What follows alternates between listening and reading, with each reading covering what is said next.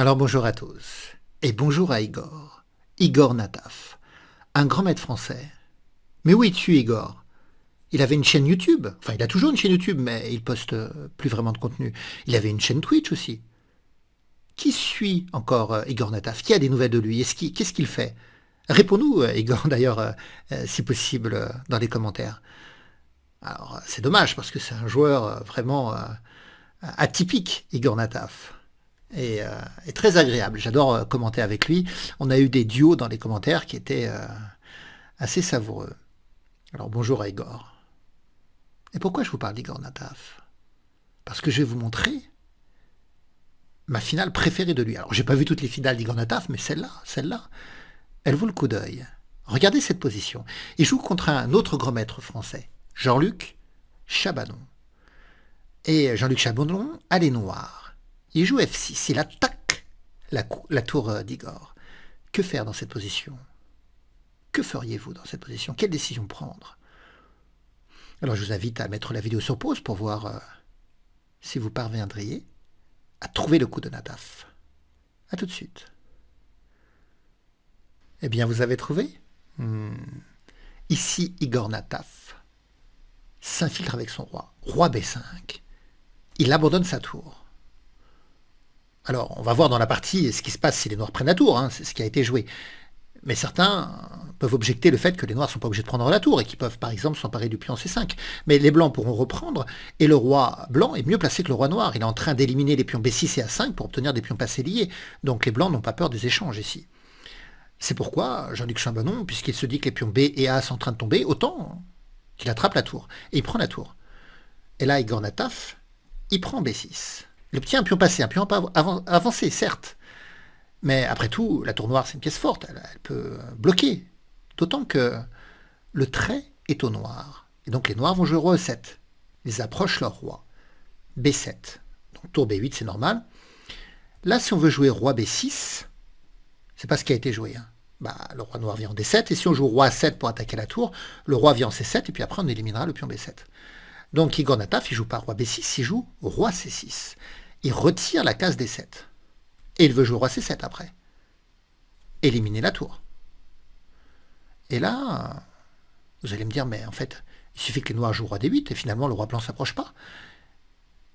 Mais non, Chabanon ne l'a pas joué. Parce que si on joue roi D8, regardez bien, les blancs peuvent faire le petit coup F3. Et c'est gagné, les noirs sont en zigzag. C'est-à-dire que les noirs sont contraints de jouer, mais ils n'ont aucun bon coup. Chaque coup perd quelque chose. Même la poussée G5, puisque les blancs seraient en mesure d'exécuter la prise en passant. Par exemple, sur G5, on prend en G6. C'est ce qu'on appelle la prise en passant. Donc chaque coup va perdre quelque chose. Si les noirs jouent E4, on prend. Et si les noirs jouent E5, on peut jouer A3 par exemple, et attendre.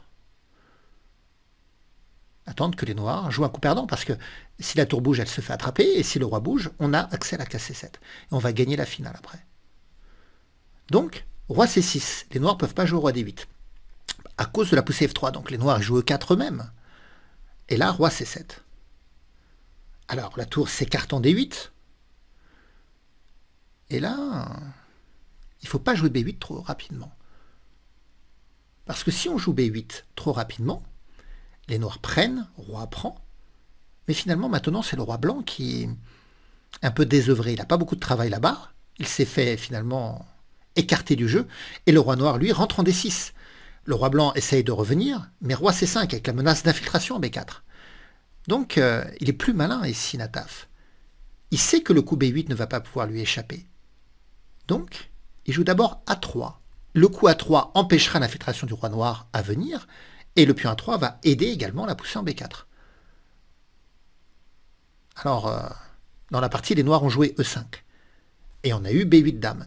Imaginons que les noirs, ils jouent plutôt tour D7 échec. Eh bien là, on peut venir en B6 attaquer le pion.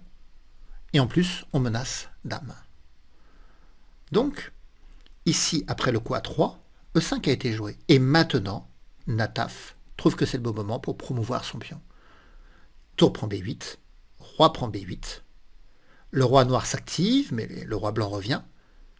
Roi C5, Alors là, roi A6, ça gagne, mais il a joué roi C7, et vous voyez que le roi noir n'a pas accès à la case B4. Donc il essaye de s'infiltrer en D4. Roi D6 vient toucher le pion de 5. Roi C3, mais grâce au pion A3, on peut jouer B4. Pion prend, roi prend E5 et abandon des noirs, puisque le pion E4 va tomber. Le roi noir est éloigné et on va disposer de 3 pions contre 2 avec un roi plus proche. Donc cette finale est totalement gagnante aux mains d'un grand maître, bien sûr. Et même aux mains d'un joueur amateur. Donc j'ai adoré ce coup ici, alors même que les noirs viennent de jouer F6 et attaquer la tour, ce coup au roi B5 d'infiltration. Magnifique. Et il fallait comprendre qu'après roi B5, pion prend, B6, roi E7, B7, tour B8, roi C6, il fallait comprendre que le coup roi D8, qui empêche les blancs de jouer roi C7, bien que ce coup se fait contrer par le simple poussé F3. Et les noirs n'ont plus de coup. Chaque coup perd quelque chose. Et tôt ou tard, ils seront obligés d'écarter leur roi et de laisser s'infiltrer le roi blanc. Bien voilà. Donc, eh bien, on peut remercier Igor Nataf de nous avoir gratifié d'une aussi belle idée en finale. Merci de m'aider. Laissez des commentaires, des pouces et partagez la vidéo.